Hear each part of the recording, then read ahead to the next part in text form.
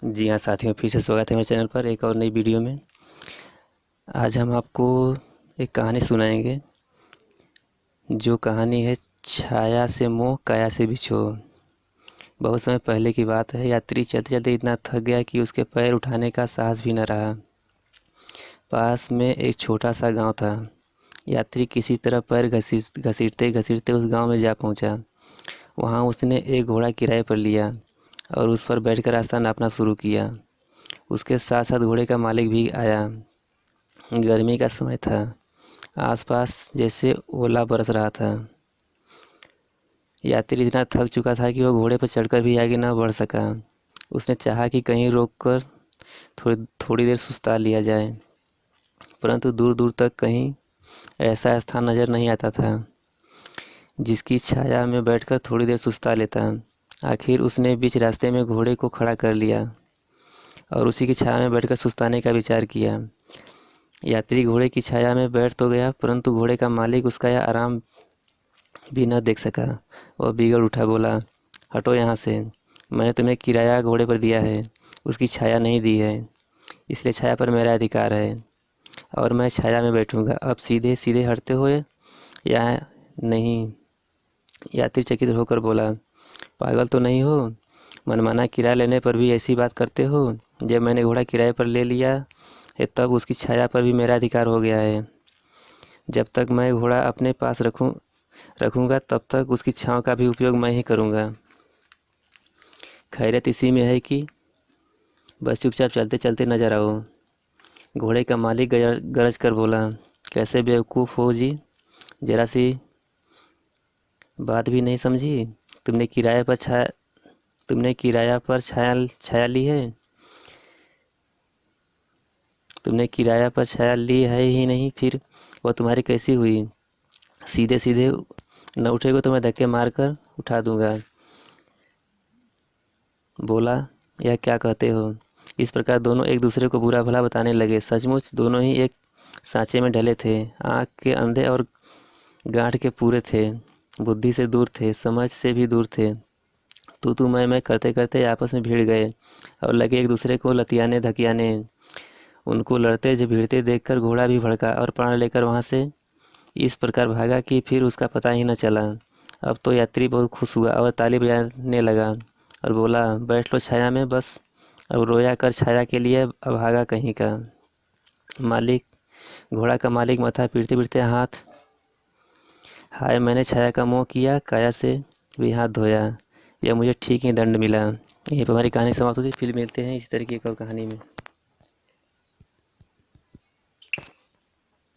जी हाँ साथियों, फिर से स्वागत है हमारे चैनल पर एक और नई कहानी को लेकर उपस्थित हैं। आज है आचार्य दीपशंकर श्री ज्ञान के बारे में, उनका जीवन परिचय और कर्म के बारे में। तो कहानी को स्टार्ट करते हैं। हमारे देश में अनेक ऐसे महापुरुष हुए हैं जिन्होंने न केवल भारत वरन विश्व के अन्य देशों में भी अपने ज्ञान का प्रकाश फैलाया है। आचार्य दीपंकर श्रीज्ञान उनमें से एक हैं। आचार्य दीपंकर श्रीज्ञान का जन्म सन 982 ईस्वी में सहोर, जो बंगाल में है, वहाँ पर हुआ था। सहोर प्राचीन काल से विक्रमपुर राज्य के अंतर्गत प्रसिद्ध नगर था। विक्रमपुर के राजा कल्याण के 3 पुत्र थे, पद्मगर्भ, चंद्रगर्भ और श्रीगर्भ। द्वितीय पुत्र चंद्रगर्भ ही आगे चलकर दीपंकर श्रीज्ञान के नाम से प्रसिद्ध हुए। 5 वर्ष की अवस्था में ही बालक चंद्रगर्भ ने प्रतिभा के अंकुर फूटने लगे थे। इस छोटी अवस्था में ही संस्कृत श्लोकों का शुद्ध वचन करने वाले एवं उनका अर्थ कहने की क्षमता उनमें आ गई थी। राजकुमार चंद्रगर्भ में बचपन से ही सांसारिक वैभव के प्रति कोई लगाव नहीं था। 20 वर्ष की अवस्था में पिता ने उनका विवाह करने का निश्चय किया, किंतु उन्होंने मना कर दिया। सब लोगों ने उन्हें सिंहासन सौंपने का निर्णय लिया, किंतु दीपंकर श्रीज्ञान ने उन्हें भी अस्वीकार कर दिया। 29 वर्ष की अवस्था तक कुमार चंद्रगर्भ ने अपने अनेक सिद्ध महात्माओं के साथ रहकर व्याकरण, तर्कशास्त्र, ज्योतिष, चिकित्सा एवं बौद्ध दर्शन का गहन अध्ययन किया। ज्ञान की सभी शाखाओं का अध्ययन करके उन्होंने महापंडित की उपाधि प्राप्त की। इसी समय वज्रासन महाविहार जो कि बुद्धगया में है, उन्हें दीपंकर श्रीज्ञान के नाम से विभूत किया गया। बुद्ध मत के अंतर्गत दीपंकर का नाम बड़े आदर से लिया जाता है। महात्मा बुद्ध भी इस नाम से जाने जाते हैं। अध्ययन पूरा कर लेने के बाद आचार्य दीपंकर ने भारत के तत्कालीन अनेक विश्वविद्यालयों में अध्ययन की कार्य किया। जिन दिनों वे क्रियमशिला में महान पंडित के पद पर कार्य कर रहे थे, उन्हीं दिनों तिब्बत के महाराजा की आज्ञा से नगछो लोपचापा नामक एक व्यक्ति दीपंकर को अपने देश तिब्बत ले जाने के लिए आया। उस समय विक्रमशिला में अनेक प्रसिद्ध आचार्य थे, किंतु दीपंकर श्रीज्ञान उनमें विशेष प्रसिद्ध थे। वे एक महान आचार्य तो थे ही, उनमें कई अन्य गुण भी विद्यमान थे। शिष्यों के प्रति उनके अपार स्नेह और मानव सेवा की प्रगाढ़ भावना थी। विक्रमशिला विश्वविद्यालय के छात्र उनकी अमृत तुल्य वाणी से विशेष प्रभावित थे। महाराजा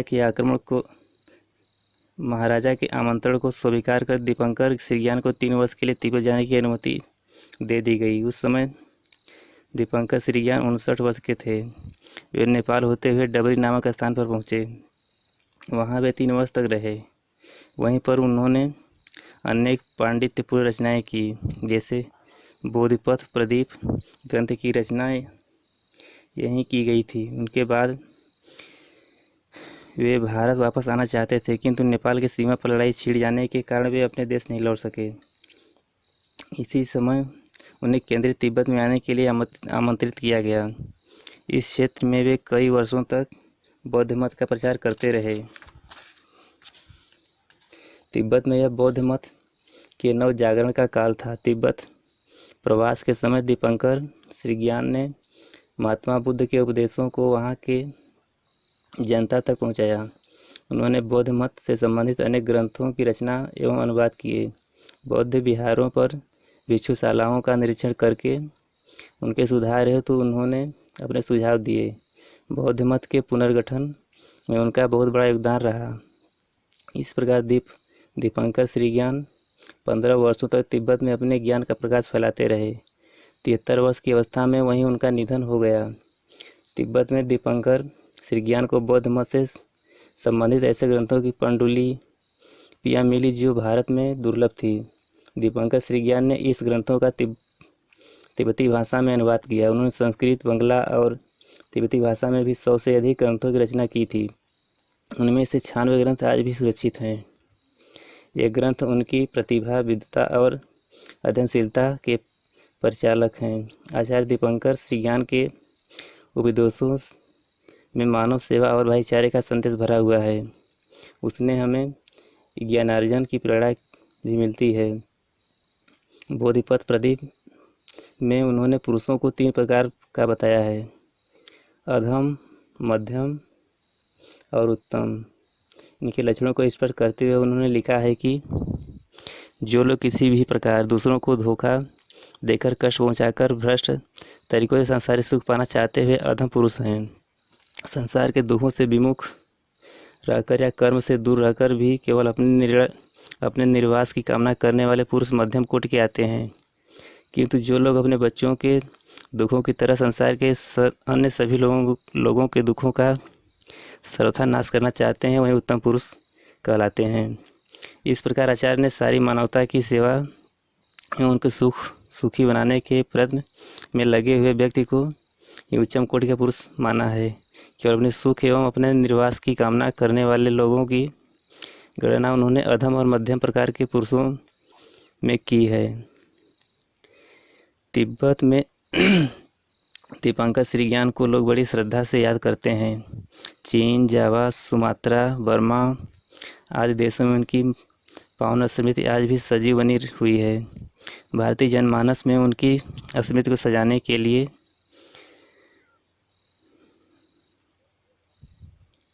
भारत तथा बांग्लादेश में 1983 ईस्वी में दीपंकर श्रीज्ञान के जन्म की शताब्दी बड़े उत्साह के साथ मनाई जाती है। आचार्य दीपंकर श्री ज्ञान शांति सद्भावना और आपसी सहयोग के प्रतीक के रूप में सदैव अमर रहेंगे। यहीं पर हमारी कहानी समाप्त होती है। फिर मिलते हैं एक ऐसे ही मज़ेदार वीडियो के साथ, कहानी के साथ।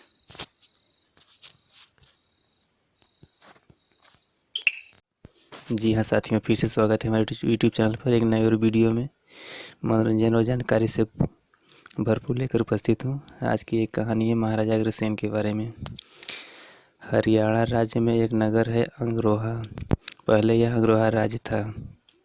इस गणतांत्रिक राज्य के संस्थापक, प्रजापालक और समाजसेवी राजा महाराजा अग्रसेन थे। इनके राज्य में हिंसा को कोई स्थान नहीं था। उन्होंने यज्ञ के बलि का कार्य बंद करा दिया था। प्रत्येक व्यक्ति दूसरे के सुख दुख में समान रूप से सहयोगी था। राजस्थान और हरियाणा राज्य के बीच स्थित एक नदी बहती थी, सरस्वती। इसी सरस्वती नदी के किनारे एक राज्य प्रतापनगर था। मांकिल ऋषि की परंपरा में धनपाल नाम के एक राजा हुए थे। धनपाल ने ही प्रतापनगर बसाया था। राजा धनपाल की छठी पीढ़ी में महाराज वल्लभ हुए। महाराजा वल्लभ के दो पुत्र थे, एक अग्रसेन थे और दूसरे सूरसेन थे। युवा अवस्था में ही अग्रसेन शासन व्यवस्था देखते थे और सूरसेन सैन्य व्यवस्था देखते थे। अग्रसेन और सूरसेन में अटूट प्रेम था। अग्रसेन ने जन्म के समय ऋषि गर्ग से कहा था कि अग्रसेन बहुत बड़ा और तपस्वी एवं तेजस्वी राजा बनेगा। यह एक नई शासन व्यवस्था का निर्माण करने में भी सक्षम होगा। अग्रसेन का विवाह नागराज कुमुद की पुत्री माधवी से हुआ। इसके अलावा महाराज अग्रसेन ने कोल्हापुर के राजा महिरथ की पुत्री सुंदरावती से भी विवाह किया था। अग्रसेन की पत्नी माधवी के पिता कुमुद और सुंदरावती के पिता हरिरथ ने संकट की घड़ी आने पर अग्रसेन की मदद करने का आश्वासन दिया। उन्होंने कहा कि यह मात्र दो परिवारों का ही मिलन नहीं है, परंतु दो संस्कृतियों का मिलन है। अग्रसेन द्वारा दो नागवंशों के से संबंध स्थापित कर लेने के कारण उनका राज्य और ज़्यादा समृद्धशाली और मजबूत हो गया। उनकी प्रजा संतुष्ट थी। मंदाकिनी नदी के किनारे बसे राज्य के यक्ष राजा की पुत्री सुपात्रा का विवाह अग्रसेन के भाई सूरसेन से हो गया। अग्रसेन के निमंत्रण पर इंद्र स्वयं प्रतापनगर आए। इस अवसर पर प्रतापनगर को खूब सजाया गया। इंद्र की अगवानी की गई, बड़े सम्मानपूर्वक की गई। अग्रसेन के पिता महाराजा वल्लभ का आसन छत्र व चंद्रवर इंद्र के बराबर लगाया गया।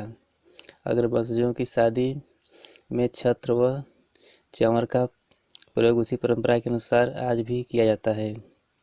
जब अगस्त्यन दक्षिणी राज्यों में भ्रमण पर पत्नियों सहित चले गए, तब वहां की व्यवस्था सूरसेन ने संभाली। महाराजा वल्लभ की मृत्यु के बाद पिंडदान के लिए अग्रसेन अनेक तीर्थों के बाद गया पहुंचे। वहां से वह लोहागढ़ सीमा से निकल पंचनद, जो वर्तमान में पंजाब में है, राज्य में पहुंचे, जो सरस्वती व यमुना नदी किनारे था। वहां एक स्थान पर सिंहनी अपने शावक के साथ खेल रही थी।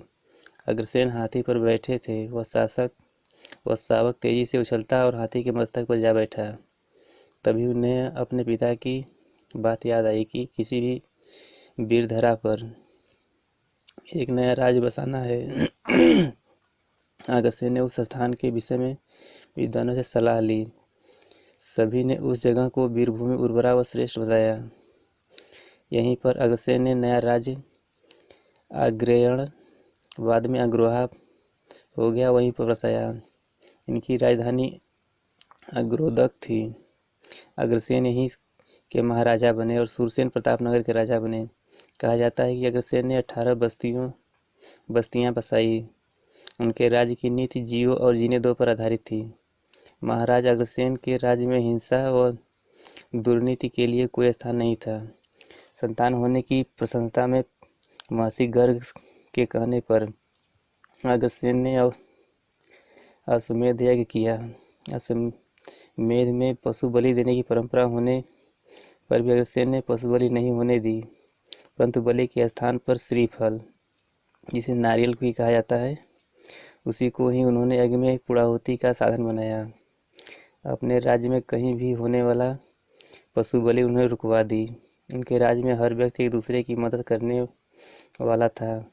बाहर से आने वाले व्यक्ति को एक मुद्रा और एक ईंट प्रत्येक नागरिक को देने का आदेश था, ताकि नवागंतुक का जीवन यापन सुखपूर्वक व्यतीत हो सके। बाद में अग्रसेन ने गणतांत्रिक व्यवस्था के अंतर्गत अन्य जनपद के जनप्रतिनिधियों की नई व्यवस्था को जन्म दिया। अश्वमेध यज्ञ में तत्कालीन राजा अपनी सत्ता का प्रभाव सबको मानने को बाध्य करने के लिए एक यज्ञ करते थे। यज्ञ के बाद एक घोड़ा छोड़ा जाता था। वह विभिन्न स्थानों से होता हुआ फिर वहीं वापस आता था। यदि कोई व्यक्ति उस घोड़े को पकड़ लेता था तो उससे युद्ध करना पड़ता था। अश्वमेध यज्ञ के बाद लंबी अवधि तक महाराजा अग्रसेन ने राज्य किया। तत्पश्चात अपने पुत्र विभु को शासन व्यवस्था सौंपकर दोनों महारानियों सहित वनवास ग्रहण कर लिया।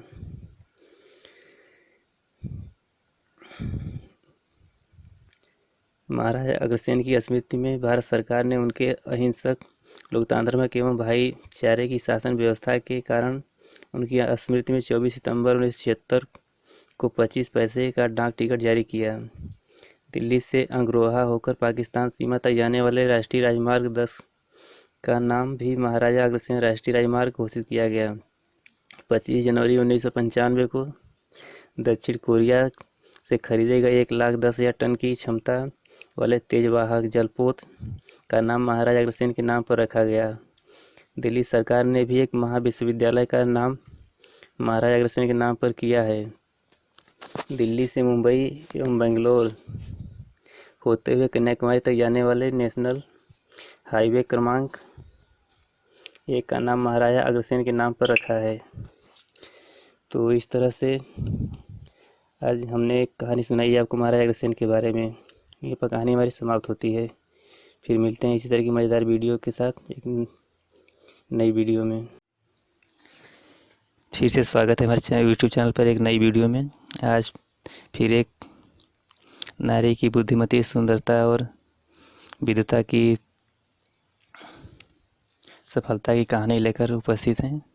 जैसा कि आप जानते हैं कि हमारा देश नारी प्रधान देश है, तो उसी संबंधित एक कहानी आपको फिर से सुनाते हैं।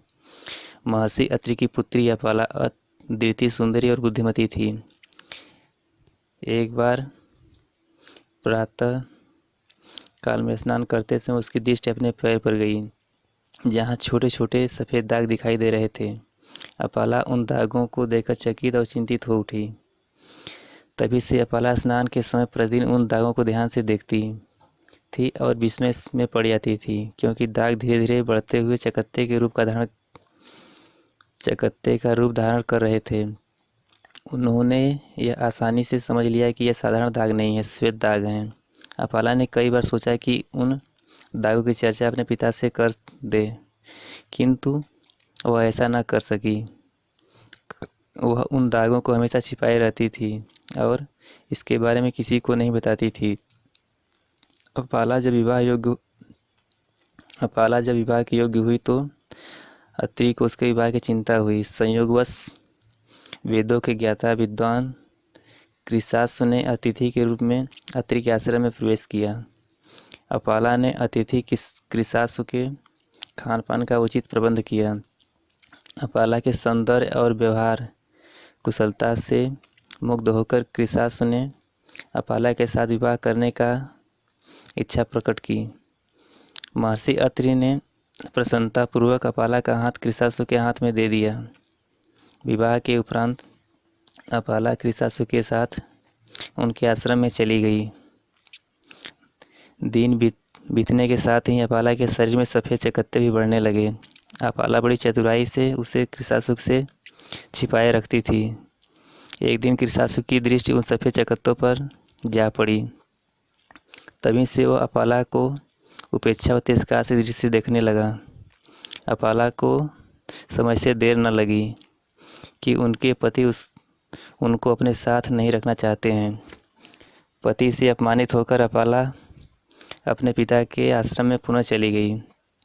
उन्होंने रुधे हुए कंठ से सभी बातें अपने पिता को बता दी और कहा कि उन चकत्तों के कारण उसके पति ने अपमानित कर अपने आश्रम से बाहर कर दिया।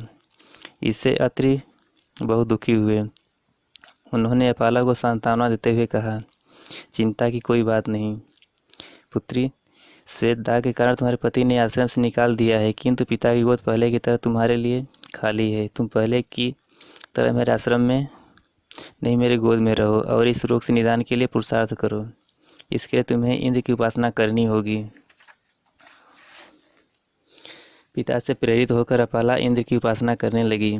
वह नित्य प्रेम पूर्वक मंत्रों का जाप करती और सत्तू तथा सोमरस का नैवेद्य चढ़ाया करती थी। धीरे धीरे कई माह व्यतीत हो गए। एक दिन सत्तू अर्पित करने के बाद जब सोमरस की बारी आई तो सोमलता को पीसने के लिए कोई पत्थर नहीं था। उन्होंने सोमलता को अपने दांतों से पीसकर धरती पर गिरते हुए सोमरस का पान करने के लिए प्रभु से प्रार्थना की। अपाला के ऐसे प्रेम और उसकी भक्ति पर इंद्र गदगद हो उठे। उन्होंने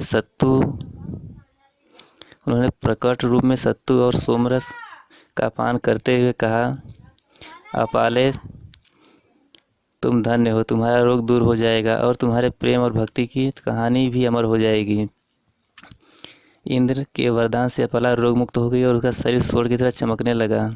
वह प्रेम और निष्ठा के फलस्वरूप अमर हो गई।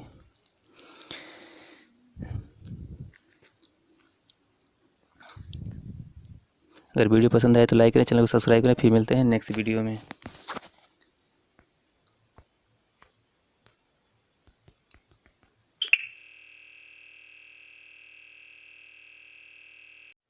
जी हाँ साथियों, फिर से स्वागत है हमारे चैनल पर एक और नई कहानी, रोमांच और जानकारी से परिपूर्ण लेकर के। आज की कहानी का शीर्षक है बहता पानी निर्मल। मुझे बचपन से नक्शा देखने का शौक़ है। आप समझेंगे कि कुछ भूगोल विज्ञान की तरफ प्रवृत्ति होगी, नहीं, सो बात नहीं। असल बात यह है कि नक्शों के सहारे पर हम दूर दुनिया की सैर का मज़ा लिया करते हैं। वो तो वास्तविक जीवन में भी काफ़ी घूमा भटका हुआ है, पर उसे कभी तृष्टि नहीं हुई। हमेशा मन में यही रहता है कि कहीं और चलें, कोई और नई जगह देखें। यात्रा करने के कई तरीके हैं। एक तो यह है कि आप सोच विचार कर निश्चय कर लें कि कहाँ जाना है, कब जाना है, कहाँ घूमना है, कितना खर्च होगा, फिर उसी के अनुसार छुट्टी लीजिए, टिकट कटवाइए, सीट का या बर्थ बुक करवाइए, होटल डाक बंगले को सूचना देकर रिजर्व करवाइए या भावी अतिथियों को खबर दीजिए और तब चल पड़िए। बल्कि तरीका तो यही एक है, क्योंकि व्यवस्थित तरीका है। इसमें मज़ा बिल्कुल नहीं है, यह भी नहीं कहा जा सकता, क्योंकि बहुत से लोग ऐसे यात्रा करते हैं और बड़े उत्साह से भरे वापस आते हैं। दूसरा तरीका यह है कि आप इरादा तो कीजिए कहीं जाने का, छुट्टी भी लीजिए, इरादा और पूरी योजना भी चाहे घोषित कर दीजिए कि आप बड़े दिनों की छुट्टियों में बम्बई जा रहे हैं। लोगों को ईर्ष्या से कहने दीजिए कि अमुक बम्बई का सीजन देखने जा रहे हैं, मगर चुपके से पैक कर लीजिए ज़बरदस्त गर्म कपड़े और जा निकलिए बर्फ़ के ठंडे श्रीनगर में। अंग्रेजी में कहावत है कि एक कील की वजह से राज्य खो जाता है। वह यूँ कि कील की वजह से नाल, नाल की वजह से घोड़ा, घोड़े के कारण लड़ाई और लड़ाई के कारण राज्य से हाथ धोना पड़ता है। हमारे पास छीनने को तो राज तो था नहीं, पर एक दांत मांजने के ब्रश और मोटर की एक मामूली सी डिबरी थी। कैसी मुसीबत में पड़े या हम ही जानते हैं। सोनारी एक छोटा सा गांव है।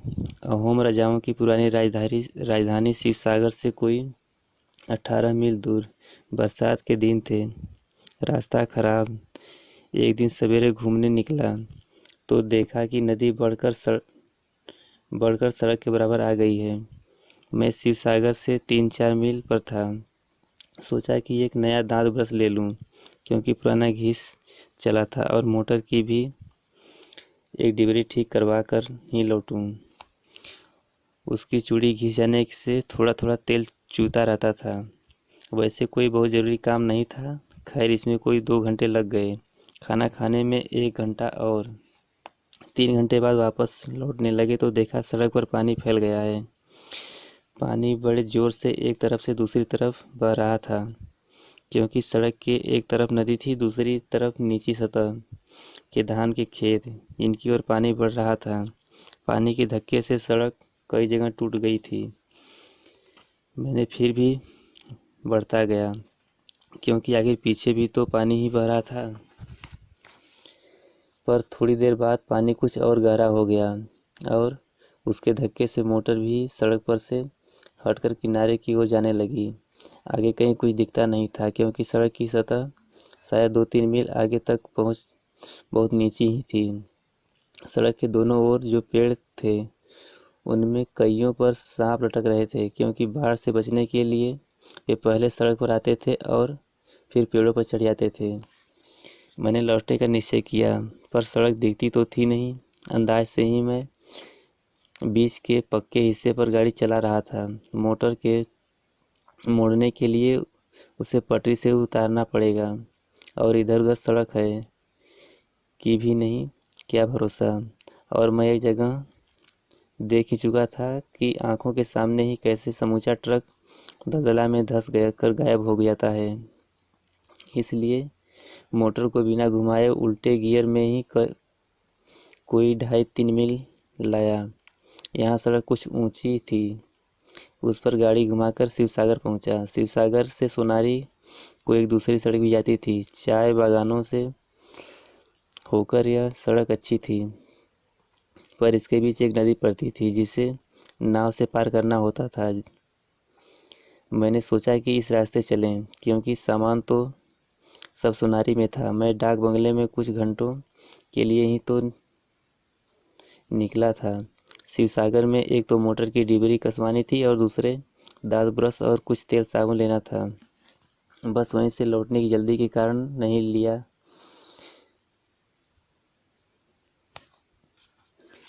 इस सड़क से नदी तक तो पहुंच गए। नदी में नाव पर गाड़ी लाद भी ली और पार भी चले गए। यहाँ भी नदी में बड़ी बाढ़ आई थी, और बहते हुए टूटे छप्पर बता रहे थे कि नदी किसी गांव को लेती हुई चली आ रही है। मैं एक भैंस भी बहती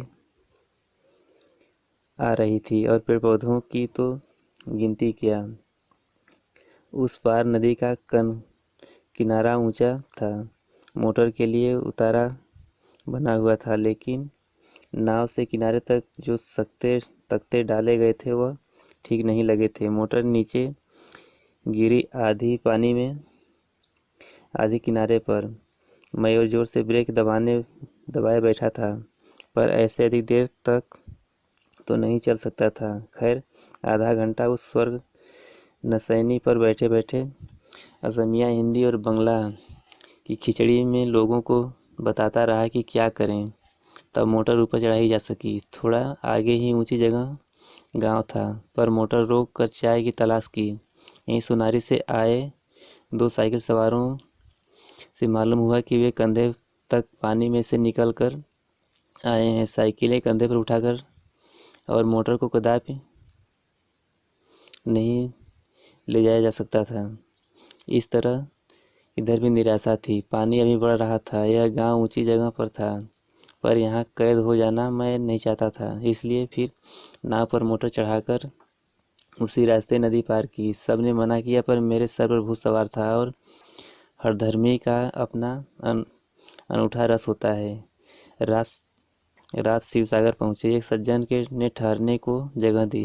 भोजन बिस्तर का प्रबंध भी हो गया, पर मन ही मन अपने को कोसा कि न नया दांत ब्रश लेने के लिए सोनारी निकलते, न यह मुसीबत होती, क्योंकि इसकी कोई तात्कालिक ज़रूरत तो थी नहीं, न मोटर की डिलीवरी का मामला ही इतना ज़रूरी था। लेकिन अब क्या किया जा सकता था। इस तरह 12 दिन और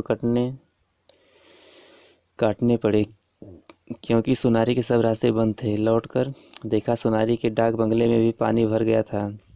कपड़े सब सिल कर सड़ रहे थे, किताबें तो गल ही गई थी। बचा था तो केवल स्नानघर के ऊंचे ताक पर रखा हुआ साबुन का डिब्बा और दांतों का ब्रश। नक्शे मैं अब भी देखता हूँ। वास्तव में जितनी यात्राएं स्थूल पैरों से करता हूँ, उससे ज़्यादा कल्पना के चरणों से करता हूँ। लोग कहते हैं कि मैंने अपने जीवन का कुछ नहीं बनाया, मगर मैं बहुत प्रसन्न हूँ और किसी से ईर्ष्या नहीं करता। आप भी अगर इतने खुश हो तो ठीक तो शायद आप पहले से मेरा नुस्खा जानते हैं।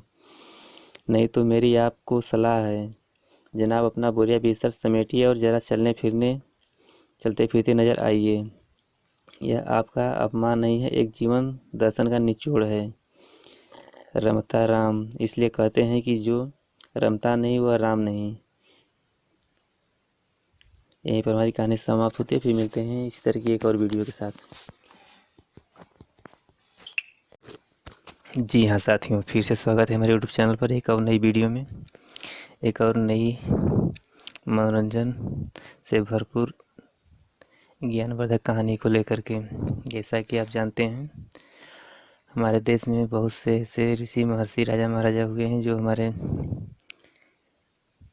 देश के लिए, हमारे समाज के लिए ऐसा कुछ कर गए हैं जो कि काफ़ी विस्मय और जानकारीपूर्ण है। इसी संबंध में एक कहानी हम आपको सुनाते हैं। जब मनुष्य कोई कार्य करने का दृढ़ संकल्प कर लेता है, तब कार्य कितना भी कठिन और असंभव जान पड़ता हो, पर कर ही लेता है। हमारे देश के इतिहास में ऐसे सैकड़ों उदाहरण मिलते हैं। उन्हीं में से एक महापुरुष भागीरथ अपने अद्वितीय पुरुषार्थ के कारण जाने जाते हैं। महाराज रामचंद्र के वंश में कई पीढ़ी पहले अयोध्या में राजा सागर राज्य करते थे। राजा सागर की दो रानियां थी। एक बार राजा सागर ने यज्ञ आरंभ किया। प्राचीन काल में कुछ यज्ञों में विजय चिन्ह के रूप में एक घोड़ा छोड़ दिया जाता था, जो पूरे राज्य और अन्य राज्यों में घूमता था। जो इसे पकड़ता था वह उस राजा का विरोधी माना जाता था और उसे युद्ध करना पड़ता था। राजा सागर के घोड़े को इंद्र ने पकड़ लिया। जब बहुत खोजने पर भी घोड़ा न मिला, तब राजा सागर ने अपने पुत्रों से घोड़ा खोजकर लाने के लिए कहा। राजा के पुत्र यज्ञ का घोड़ा ढूंढने के लिए घर से निकले। देश विदेश खोज डाला, किंतु घोड़े का कहीं पता न चला। तब उन्होंने पृथ्वी खोदना आरंभ किया। एक एक पुत्र धरती खोद खोद कर ढूंढने लगे। इस खुदाई में अनेक जीव जंतु की हत्या होने लगी। इससे लोग बहुत दुखी हुए। लोगों ने सागर के पुत्रों से अनुनय विनय भी की, परंतु उन्हें तो पिता के यज्ञ को पूर्ण करना था। उन्होंने किसी की बात पर ध्यान न दिया और धरती खोदते चले गए। अंत में एक स्थान पर पहुंचे जहां मुनि कपिल बैठे हुए थे और वहीं उनके निकट घोड़ा बंधा हुआ था। कुछ हुआ यह था कि घोड़े को इंद्र ने छिपाकर वहां बांध दिया था। राजा के पुत्रों ने समझा कि उनके पिता के यज्ञ में विघ्न डालने वाला यही है। क्रोध में बोले, तू ही हमारे पिता की यज्ञ के घोड़े को चुरा लाया है। देख, सागर के पुत्र तुझे खोजते खोजते आ गए। कपिल मुनि को बहुत क्रोध आया और उन्होंने इन पुत्रों को वहीं भस्म कर दिया। राजा सागर ने बड़ी प्रतीक्षा के बाद भी जब देखा कि मेरे पुत्र नहीं लौटे, तब उन्होंने एक अन्य पुत्र को भेजा। इसका यह पुत्र बहुत परिश्रम से वहां पहुंचा। उन्हें सारी घटना का पता चला। वह घोड़ा ले आए। आगे समाप्त हो गया। भस्म हुए पुरखों को तारने के लिए गंगा की आवश्यकता थी। गंगा को कौन लाए? सागर के पश्चात उनके वंश में अनेक लोगों ने बड़ी तपस्या की, किंतु कोई गंगा की धारा लाने में कोई समर्थ नहीं हुआ। अंत में सागर के प्रपौत्र भागीरथ ने प्रतिज्ञा की कि मैं गंगा की धारा बहा कर लाऊंगा। भागीरथ विख्यात महाराज दिलीप के पुत्र थे। इन्हें अपने पितामह की कथा सुनकर बड़ा दुख हुआ। उन्हें इस बात का दुख था कि मेरे पितामह यह कार्य न कर सके। उनके कोई संतान न थी और वह सारा राज्यकार मंत्रियों को सौंपकर तप करने चले गए। उन्होंने अपने लक्ष्य के लिए अथवा अपने हित के लिए तप नहीं किया। उनकी एकमात्र अभिलाषा यही थी कि गंगा की धारा लाकर अपने पितामहों की राख अर्पित कर दूं। बहुत तपस्या के पश्चात वह गंगा की धारा लाने में सफल हुए, इसलिए गंगा को भागीरथ भी कहते हैं। यह प्रश्न हो सकता है कि भागीरथ गंगा को किस प्रकार लाएं। ऐसा जान पड़ता है कि गंगा की धारा पहले पहाड़ों के बीच होकर बहती थी। अपने राज्य के लिए या देश के लिए भागीरथी उनकी धारा वहां से निकालकर मैदानी भागों में लाए। आजकल की भी पहाड़ों को काटकर बड़ी बड़ी नहरें लाई जाती हैं। भागीरथ ने लगन और विश्वास से यह कार्य किया और यह पूर्ण रूप से सफल हुए। यह कार्य महान था। इसी से महान कार्य करने में जो लोग कार्यरत होते हैं कहा जाता है उन्हें भागीरथ प्रयत्न किए कहा जाता है।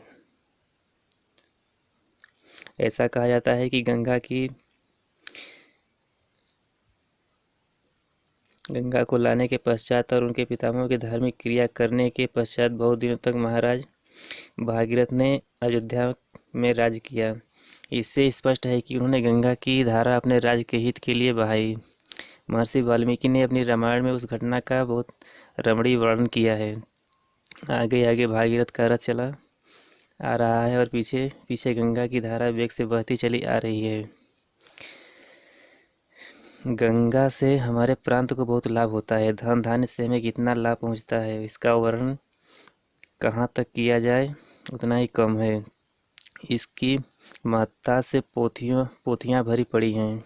जिस महापुरुष ने ऐसी सरिता का दान हमें दिया, उनके कृतज्ञ तक क्यों न हो। भागीरथ जी के कार्य का महत्व हम इस बात से समझ सकते हैं कि यदि आज गंगा न होती तो हमारी स्थिति क्या होती। महान भागीरथ एक राजा ही नहीं महान व्यक्ति भी थे। उन्होंने मानवता के हित के लिए बहुत कुछ किया है। इनकी गाथा को जीवन काल तक मानव द्वारा पढ़ा और सुनाया जाएगा।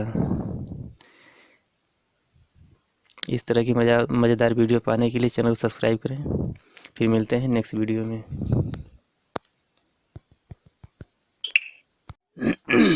जी हाँ साथियों, फिर से स्वागत है हमारे यूट्यूब चैनल पर एक और वीडियो में, जो कि जानकारीपूर्ण और मनोरंजन से भरपूर है।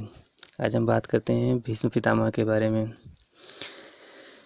पृथ्वी अपनी गंध को, अग्नि अपनी उष्णता को, आकाश शब्द को, वायु स्पर्श को, जल आर्द्रता को, चंद्र शीतलता को, सूर्य तेज को, धर्मराज धर्म को छोड़ दें, किंतु भीष्म तीनों लोकों के राज्य या उससे महान सुख के लिए अपना व्रत नहीं छोड़ेंगे। यह कथन उस महान दृढ़व्रती भीष्म का है जिन्होंने अपने पिता के सुख के लिए आजन्म अविवाहित रहने की प्रतिज्ञा की थी। भीष्म हस्तिनापुर के महाराज शांतनु एवं गंगा के पुत्र थे। कौरव और पांडवों के पितामह होने के कारण इन्हें पितामह भी कहा जाता है। भीष्म के बचपन का नाम देवव्रत था। उन्होंने देवशास्त्र की शिक्षा गुरु वशिष्ठ से प्राप्त की थी। युद्ध एवं शस्त्र विद्या की शिक्षा इन्हें परशुराम से मिली। वे शस्त्र और शास्त्र दोनों में अत्यंत निपुण थे। एक बार महाराज शांतनु आखेट की खोज में यमुना के तट पर पहुँचे। वहाँ पर एक परम सुंदरी कन्या को देखकर उस पर मुग्ध हो गए। महाराज शांतनु ने उस कन्या के पिता निषाद राज से विवाह करने की इच्छा व्यक्त की। निषाद राज ने कहा, मैं एक शर्त पर अपनी कन्या का विवाह आपसे कर सकता हूँ कि राजा की मृत्यु के पश्चात मेरी कन्या का पुत्र गद्दी पर बैठेगा, देवव्रत नहीं। महाराज शांतनु अपने पुत्र का यह अधिकार छीनना नहीं चाहते थे, इसलिए वे हस्तिनापुर लौट आए। धीरे धीरे महाराज की दशा सोचनी होती गई। देवव्रत के पिता की चिंता का कारण पता किया और निषाद राज से उनकी पुत्री का सत्यवती का विवाह अपने पिता से करने का अनुरोध किया। उन्होंने प्रतिज्ञा की कि मैं शांतनु पुत्र देवव्रत आज यह प्रतिज्ञा करता हूँ कि आजीवन ब्रह्मचारी रहते हुए हस्तिनापुर राज्य की रक्षा करूँगा। इस भीष्म प्रतिज्ञा के कारण देवव्रत का नाम भीष्म पड़ा। तत्पश्चात राजा शांतनु का विवाह सत्यवती के साथ हो गया। सत्यवती के 2 पुत्र हुए। एक का नाम था चित्रांगद तथा दूसरे का नाम था विचित्रवीर्य। शांतनु की मृत्यु के पश्चात सत्यवती का बड़ा पुत्र हस्तिनापुर का राजा हुआ, किंतु शीघ्र ही एक युद्ध में उसकी मृत्यु हो गई। दूसरा पुत्र सिंहासन पर बैठा। इनके 3 पुत्र थे, धृतराष्ट्र, पांडु और विदुर। दुर्भाग्यवश वह भी थोड़े समय में ही काल कवलित हो गए, यानी उनकी मृत्यु हो गई।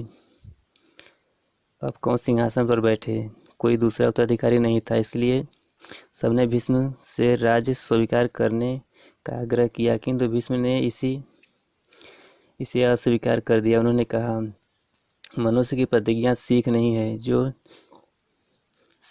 है जो झटके में टूट जाया करती है। जो बात एक बार कह दी गई उससे लौटना मनुष्य की दुर्बलता है, चरित्र की हीनता है। भीष्म की चरित्र की यह विशेषता थी कि जो प्रतिज्ञा कर लेते थे उससे नहीं हटते थे। उनके जीवन में इस प्रकार के अनेक उदाहरण हैं। जब महाभारत का युद्ध प्रारंभ हुआ तो भीष्म कौरव की ओर से थे, कृष्ण पांडव की ओर से थे। युद्ध के पूर्व कृष्ण ने कहा, मैं अर्जुन का रथ हाँकूंगा, लड़ूंगा नहीं। भीष्म ने प्रतिज्ञा की कि मैं कृष्ण को शस्त्र उठाने को विवश कर दूंगा। अपनी प्रतिज्ञा को पूर्ण करने के लिए भीष्म ने इतना घोर संग्राम किया कि पांडव सेना व्याकुल हो उठी। श्री कृष्ण क्रोधित हो गए और अर्जुन का रथ त्याग कर रथ का पहिया उठाकर भीष्म की ओर दौड़े। भीष्म की प्रतिज्ञा पूर्ण हुई। श्री कृष्ण ने भी भीष्म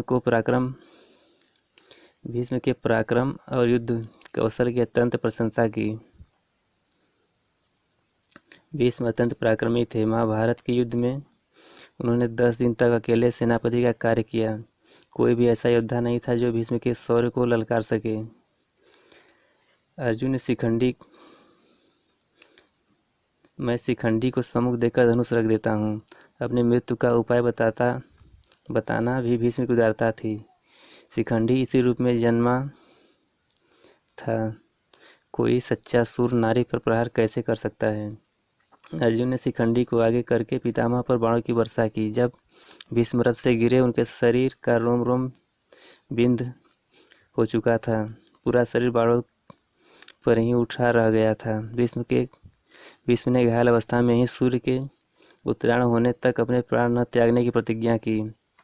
सूर्य की किरणें 1 वर्ष में 6 माह भूमध्य रेखा के उत्तर में तथा 6 माह भूमध्य रेखा के दक्षिण में लंबवत पड़ती हैं। सूर्य के भूमध्य रेखा के दोनों ओर स्थित रहने की इस दशा में सूर्य का उत्तरायण और दक्षिणायन कहा जाता है। भीष्म पितामह प्रबल पराक्रमी होने के साथ साथ महाराजनीतिज्ञ और धर्मज्ञ भी थे। सरसैया पर पड़े हुए भीष्म ने युधिष्ठिर को ज्ञान, वैराग्य, भक्ति, धर्म एवं राजनीति का जो उपदेश दिया वह महाभारत के शांति पर्व में संग्रहित है। भीष्म की महान दृढ़ प्रतिज्ञा व्यक्ति किसी भी देश और समाज को सदैव नई दिशा देते रहते हैं। यहीं पर कहानी समाप्त होती है। इसी तरह की मज़ेदार वीडियो पाने के लिए इस चैनल को सब्सक्राइब करें। फिर मिलते हैं नेक्स्ट वीडियो में। जी हाँ साथियों, फिर से स्वागत है हमारे चैनल पर एक और नई और मज़ेदार वीडियो को लेकर उपस्थित हूँ। आज का कहानी का शीर्षक है चंद्रगुप्त मौर्य। जी हाँ साथियों, बहुत सारे शासक हुए हैं, लेकिन चंद्रगुप्त का नाम एक अलग ही नाम से लिया जाता है। बात उस समय की जब यूनानी सम्राट सिकंदर अपनी विजय पताका फहराकर भारत से लौट चुका था। सिंध पंजाब सीमा प्रदेश का शासन उसने अपने यूनानी अधिकारियों के हाथ में दे रखा था। विदेशी अधिकारियों का शासन अत्याचारपूर्ण था। प्रजा अत्यंत दुखी और असंतुष्ट थी। सिकंदर के आक्रमण का विरोध करने में भारतवासी असफल भले ही न हो सके थे, लेकिन उनके मन में अपने देश को स्वतंत्र कराने की इच्छा बराबर बनी रहती थी। यूनानी अधिकारियों के अत्याचार से विरोध की यह आग और भी भड़क उठी। उनको आवश्यकता थी कि जो केवल एक ऐसे नायक की जो उन्हें दिशा निर्देश दे सके और उनका पथ प्रदर्शक बन सके। संयोगवश चंद्रगुप्त मौर्य ऐसे साहसी और महत्वाकांक्षी युवक का इन्हें नेतृत्व मिल गया। चंद्रगुप्त मौर्य ने भारत भूमि की रक्षा के लिए अपने प्राण न्यौछावर करने वालों को संगठित कर एक सेना का निर्माण किया। सेना की सहायता से चंद्रगुप्त मौर्य ने यूनानियों को भारत भूमि से बाहर निकाल दिया और अपनी राज सत्ता स्थापित की। इस विजय से चंद्रगुप्त मौर्य में विश्वास और उत्साह का जन्म हुआ। फलस्वरूप उसने एक विशाल सेना संगठित की और मगध साम्राज्य पर आक्रमण कर दिया। युद्ध में चंद्रगुप्त मौर्य को विजय प्राप्त हुई। मगध का शासक नंद राजा घनानंद युद्ध में मारा गया और चंद्रगुप्त मौर्य मगध की राजधानी पाटलिपुत्र में सिंहासन पर बैठ गए। चंद्रगुप्त मौर्य ने उत्तर भारत पर अपना प्रभुत्व स्थापित करने के पश्चात यह अनुभव किया कि संपूर्ण देश को एक सूत्र में बांधने के लिए दक्षिण भारत पर भी विजय प्राप्त करना आवश्यक है। धीरे धीरे बंगाल तथा मालवा देश पर चंद्रगुप्त ने अपना अधिकार कर लिया। चंद्रगुप्त मौर्य का अंतिम संघर्ष सिकंदर के सेनापति सेल्यूकस के साथ हुआ। यूनानी और भारतीय सेना में घमासान युद्ध हुआ, जिससे चंद्रगुप्त की विजय हुई। अपनी पराजय मानकर सेल्यूकस को चंद्रगुप्त से संधि करनी पड़ी। संधि को सुदृढ़ बनाने के लिए सेल्यूकस ने अपनी पुत्री का विवाह श्री चंद्रगुप्त मौर्य से कर दिया और मेघस्थनीज नामक एक राजदूत भी चंद्रगुप्त के दरबार में भेजा। चंद्रगुप्त ने भी सेल्यूकस को 500 हाथी उपहार स्वरूप दिए। इस प्रकार चंद्रगुप्त मौर्य का साम्राज्य पश्चिम के मध्य एशिया से पूर्व में बंगाल तक और उत्तर के हिमालय पर्वत से दक्षिण के कृष्णा नदी तक फैल गया। चंद्रगुप्त मौर्य ने अपने बाहुबल्य और अदम्य साहस से भारत में राजनीतिक एकता स्थापित की। जैन जनश्रुति के अनुसार चंद्रगुप्त एक ऐसे गांव के प्रधान की कन्या के पुत्र थे जहां मयूख पोषक निवास करते थे। इस कारण उनका वंश मौर्य वंश कहलाया। बौद्ध धर्मों के अनुसार नेपाल की तराई में पिंपलीवन नामक एक स्थान है। यहाँ क्षत्रिय जाति के लोग निवास करते थे। इन्हें मौर्य कहा जाता था। चंद्रगुप्त के पिता इसी जाति के प्रधान थे, जिनकी किसी शक्तिशाली राजा द्वारा हत्या कर दी गई थी। अपने पुत्र को सुरक्षित रखने के लिए उनकी माता अपने संबंधियों के साथ कहीं अन्यत्र चली गई और राजवंश से गुप्त रखा। कालांतर में कौटिल्य चाणक्य, जिसे कहा जाता है, नामक ब्राह्मण की सहायता से चंद्रगुप्त मौर्य की शिक्षा दीक्षा पूरी हो सकी। चंद्रगुप्त मौर्य के विशाल साम्राज्य का शासन प्रबंध अत्यंत संगठित था। उन्होंने जिन शासन प्रणाली को अपनाया वह भारत के भावी शासकों के लिए संघर्ष एवं आदर्श बन गया। शासन व्यवस्था मुख्यतः 3 भागों में विभक्त थी: केंद्रीय शासन, प्रांतीय शासन और स्थानीय शासन। शासन की सर्वोच्च शक्ति सम्राट के हाथ में थी, लेकिन प्रजा का अधिक से अधिक कल्याण करने के उद्देश्य से मंत्रियों, परामर्शदाताओं तथा अन्य पदाधिकारियों की व्यवस्था थी। शासन विभिन्न भागों द्वारा चलाया जाता था। प्रत्येक विभाग के प्रमुख को अमात्य कहा जाता था। आंतरिक शांति एवं व्यवस्था के लिए पुलिस का प्रबंध था। पुलिस के सिपाही को रक्षिण कहा जाता था। चंद्रगुप्त मौर्य अपनी प्रजा की उन्नति के प्रति सदैव प्रयत्नशील रहते थे। उन्होंने यातायात के साधनों की समुचित व्यवस्था की, सड़कों के किनारे छायादार वृक्ष लगवाए, कुएं तथा धर्मशालाएं बनवाई, सिंचाई हेतु अनेक तालाब और कुएं खुदवाए। उस समय उनके शासनकाल में बनी सुदर्शन झील बहुत प्रसिद्ध थी। रोगियों की चिकित्सा के लिए अनेक औषधालय खोले गए थे। भोजन सामग्री की शुद्धता की जांच हेतु निरीक्षक थे। शिक्षा के प्रसार हेतु उसने शिक्षालयों की स्थापना की। शिक्षा व्यवस्था का दायित्व सीधे प्रधानमंत्री का था। यूनानी राजदूत मेगास्थनीज ने अपनी पुस्तक इंडिका में चंद्रगुप्त मौर्य की राजधानी पाटलिपुत्र का बड़ा विशद वर्णन किया है। इस काल में भारत की बहुमुखी विकास हुआ। कृषि, व्यापार एवं ललित कला आदि के समन्वय विकास हेतु शासन द्वारा अनेक सुविधाएं दी जाती थी। उस समय प्रजा की नैतिक कला उच्च कोटि की थी। उस काल की शासन व्यवस्था वस्तुतः एक आदर्श थी। लगभग 24 वर्ष राज्य का सफल संचालन करने के पश्चात सम्राट चंद्रगुप्त ने अपने पुत्र बिंदुसार को शासन का कार्यभार सौंप दिया और स्वयं कुछ वर्ष तक साधक के रूप में जीवन व्यतीत करने लगे।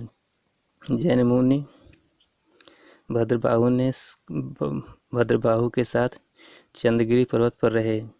यहीं 298 ईस्वी पूर्व में उनका निधन हो गया। यहीं पर हमारी कहानी समाप्त होती है।